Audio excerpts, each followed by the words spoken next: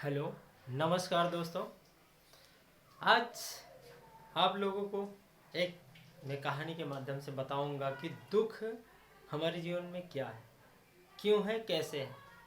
और केवल हमारे इस सांसारिक जीवन में तीन प्रकार के दुख होते हैं। नंबर एक, दैवीय दुख। नंबर दो, भौतिक दुख। नंबर तीन, आध्यात्मिक दुख। दैवीय दुख का मतलब होता है जो ईश्वर के द्वारा घटित किया जाए यूनिवर्स में। आपातकालीन घटनाएं, बाढ़, सूखा, सर्दी, गर्मी, बरसात, भूकंप, ये सारे हमें जब दुख आते हैं तो वो दैवीय दुख होते हैं जो हमारे नियंत्रण से बाहर होते हैं। लेकिन जो भौतिक दुख होते हैं वो हमारे अपने ही कोई ना कोई दूसरा देता है, व्यक्ति के रूप में, वस्तु के रूप में, चीज़ों को मिलने या न मिलने के रूप में। वो भौतिक दुख होता है। लेकिन तीसरा होता है हमारा आध्यात्मिक दुख, जो हमारे अंदर ही उत्पन्न होता है और हमारे अंदर ही खत्म होता है। जिस प्रकार से हमें अनुभव होता है, आभास होता है, उसी प्रकार से हमें वो दुख सुख का अनुभव और आभास होता है। इस माध्यम में आप लोगों को हम एक कहानी के माध्यम से समझाना चाहेंगे। एक गांव में, सोसाइटी में एक बहुत ही रईस परिवार रहता था और उसमें वो स्वयं, उसकी पत्नी, उसके 3 बच्चे लड़के थे। और वो बहुत ही रईस था। उसका घर जो है बहुत ही बड़ा था। उसके घर में लोग आते थे, देखते थे, इतना अमीर कि महलों के जैसा घर था। तो लोग जो रईस खानदान से आते थे वो सोचते थे हम लोग ऐसा घर बना तो नहीं सकते, लेकिन इसका घर खरीद लें। तो वो आते, उससे बैठते, बातचीत करते और ख़रीदने का प्रयास करते, लेकिन वो कहता नहीं, मैं नहीं बेचूंगा। अच्छा खासा पैसा भी देते। ऐसे करते करते नहीं हो माना। लेकिन एक समय ऐसा है, उसको जब विदेश जाना पड़ा उसके बिजनेस के सिलसिले में, कुछ काम पड़ा खास, वो विदेश गया और काम निपटा के विदेश से वापस आया। जब वापस आया तो वो देखता है कि उसके घर के बाहर भीड़ लगी होती है। और वो भीड़ को हटाते हुए जब आगे जाता है, देखता है तो उसके घर में आग लगी पड़ी, पूरा घर जल रहा है।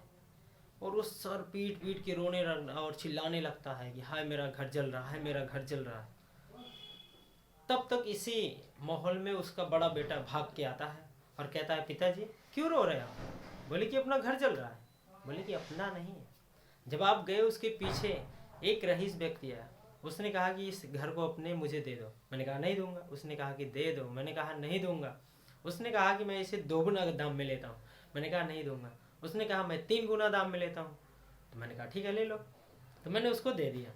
और ये जब व्यक्ति सुना, मन में अनुभूति हुई कि ये तो मेरा घर नहीं रहा, मुझे पैसे मिल गए, वो तो दूसरे का घर होगा, दूसरे का जल रहा है। वो भी हंसी खुशी से अपना खड़ा हो गया, देखने लगा तमाशा।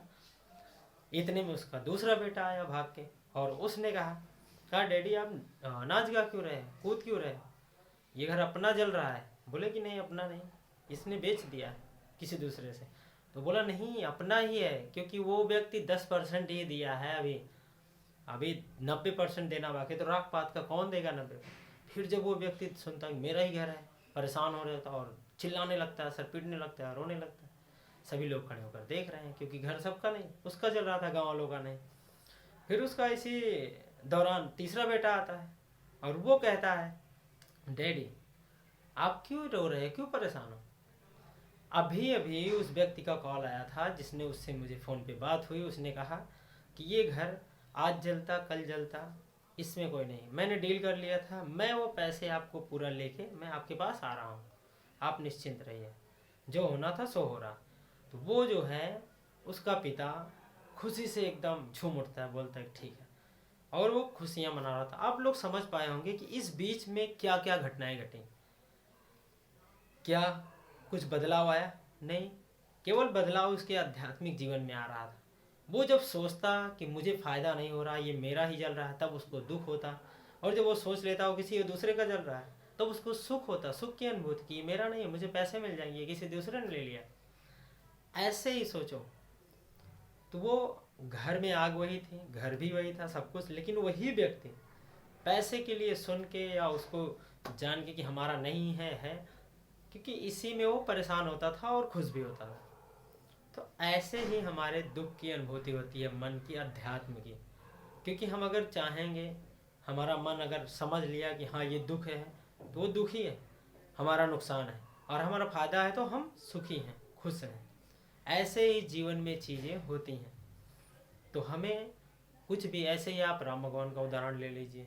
उनको जब वनवास जाने के लिए राजा दशरथ और वो कैकेयी जी खड़ी थी और उन्होंने कहा कि ये कल आपका जो राज्याभिषेक होना है, आपको 14 वर्ष का वनवास मिलेगा और आपके छोटे भाई भरत को राजगद्दी मिलेगी। तो उन्होंने कहा कि बस इतनी सी बात, सोचो इतने, क्योंकि उन्हें न मिलने का दुख है, न खोने का दुख है, न क्रोध है, न लोभ है, तो उनको दुख सता ही नहीं सकता। ऐसे कई सारे उदाहरण हैं। आपको हम उम्मीद करते हैं कि समझा पाए होंगे कि दुख हमारे जीवन में कैसे आते हैं और उसको हम दूर कैसे कर सकते हैं, और दुख कितने प्रकार के होते हैं। तो आप सभी माता पिता, भाई बहन, सज्जन पुरुष को मेरा बहुत बहुत नमस्कार। वीडियो देखने के लिए बहुत बहुत आभार।